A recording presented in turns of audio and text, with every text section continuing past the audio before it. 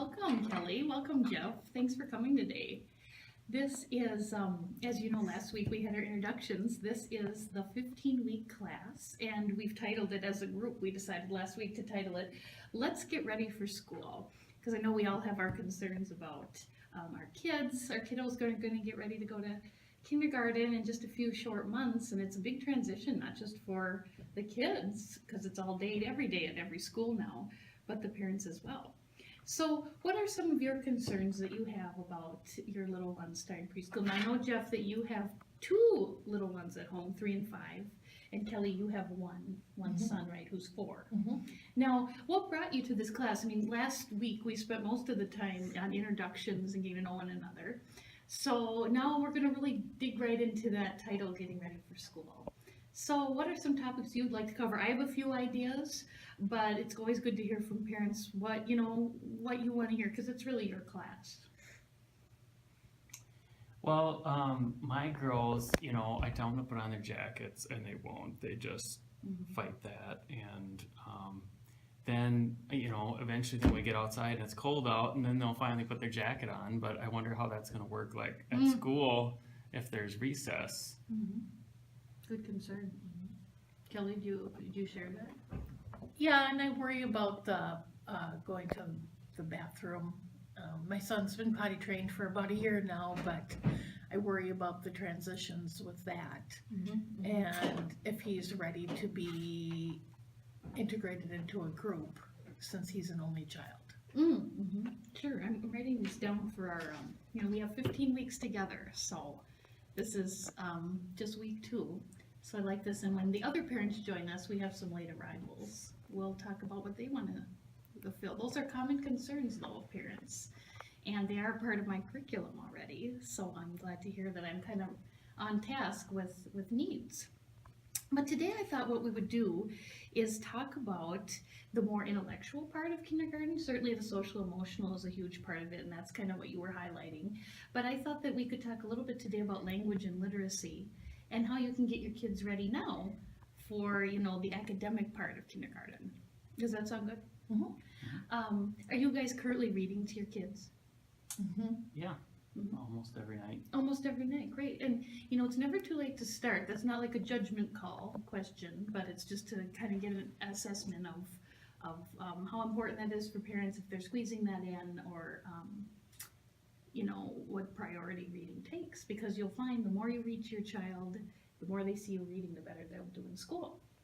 So I'd like to share a video with you that was originally on PBS, and it's called Anytime is Learning Time. It was a movement that they got some funding for, and it helps. Yeah, I really enjoy these videos because they're simple, they're 30 seconds, and then they really are good points of discussion that we can have later. And the real emphasis here is that I don't want parents to be intimidated thinking they've got to hire a bunch of tutors or start reading to their children 3 and 4 hours a day. I know everybody's busy, especially parents. So let's watch our video. Let's see if I can find it. Here we go. This is about a little girl who's riding in the car with her dad. Whether you're on a bus, a bike, or in the car, make travel time learning time. What about across the street on the black side? Bus, cut, roses, east, west. Can you have that word? Start. Very good. Smithco is proud to support PBS Kids on TPT, presenting quality programming to get kids reading. So you see, even public television, has a value, and that Smithco evidently is a company that wants to get kids reading. So what are your initial thoughts about that video? What strikes you as interesting, or what are your reactions? Kind of impressed that that little girl would be that tuned in with, her dad asking her to read those signs. How old do you think that little girl was? I don't know, 3? 3? Maybe. Now, do you think that, what would happen if, just for argument's sake, that was a silent car ride. Of course, they wouldn't be showing it on PBS, but just think, what does a silent car ride look like? Don't know, never had it. I think it'd be pretty boring. You don't get to interact with your child and you don't get to hear about their day, and you can kind of bounce things off. Even if they don't maybe understand everything you're saying, I think it's good to just keep a dialogue going. And what does, do you tend to like, noise is different than the questioning. We talk about that a lot too. So even though a car ride is maybe silent, it would really be silent of any sort of interaction between parents just because of all the craziness in a car. So it's kind of neat that, while you're driving somewhere, you can actually make it a learning experience. And there's a million ways that can be done.